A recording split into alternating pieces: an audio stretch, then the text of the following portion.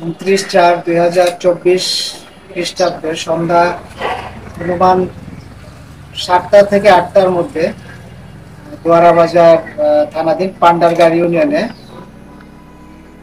তমা আক্তার, যার বয়স হচ্ছে 18 এবং সে এইচএসসি দ্বিতীয় বর্ষের ছাত্রী। তার বাবার নাম হচ্ছে ফরিদ মিয়া। সে সেখানে একটি লোমহর্ষক ঘটনা ঘটে, যেটি হচ্ছে তার বাবার মাধ্যমে আমাদের সংশ্লিষ্ট থানা জানতে পারে যে তারা বাবা এবং তার মা তার ভাই বাইরে ছিল।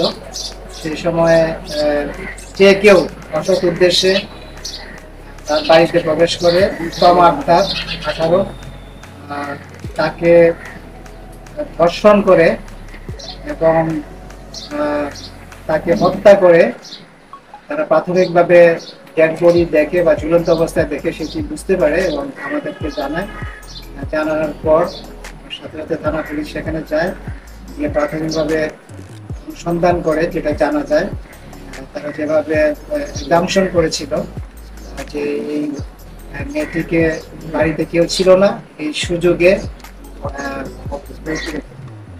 যে কেউ একজন, তারা তখন পর্যন্ত আসলে শনাক্ত করতে পারে নাই যে কে হতে পারে।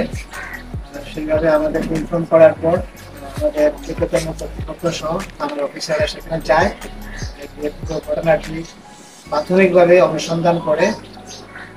সেটাই সত্যতা মনে হয় আমাদের কাছে। আমাদের অফিসাররা যেভাবে যে সাইট সিন এবং সিমটম দেখে আর ফাঁসিতে ঝোলানোর যে নমুনা সবকিছু দেখে প্রাথমিকভাবে সেটি মনে হয় তাকে যে কেউ ধর্ষণ করে তাকে হত্যা করে সেখানে সে সুইসাইড করেছে, এইভাবে একটি পরিস্থিতি তৈরি করে তাকে সেখানে ঝুলিয়ে রাখে। পরবর্তীতে আমাদের অফিসার করে ইনভেস্টিগেশন করে অনুসন্ধান করে আমরা তাদেরকে শনাক্ত করতে পারি প্রকৃত অর্থে সে যে এই কাজটি করেছে।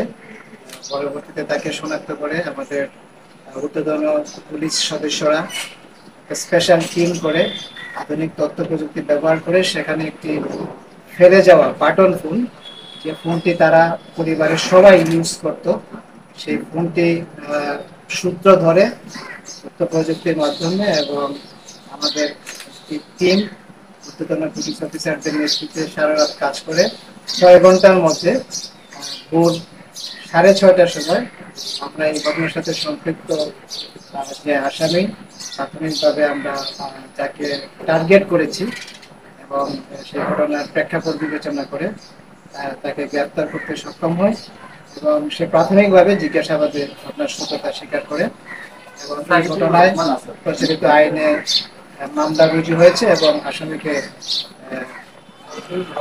সময়ের মধ্যে আদালতে সোপর্দ করা হয়।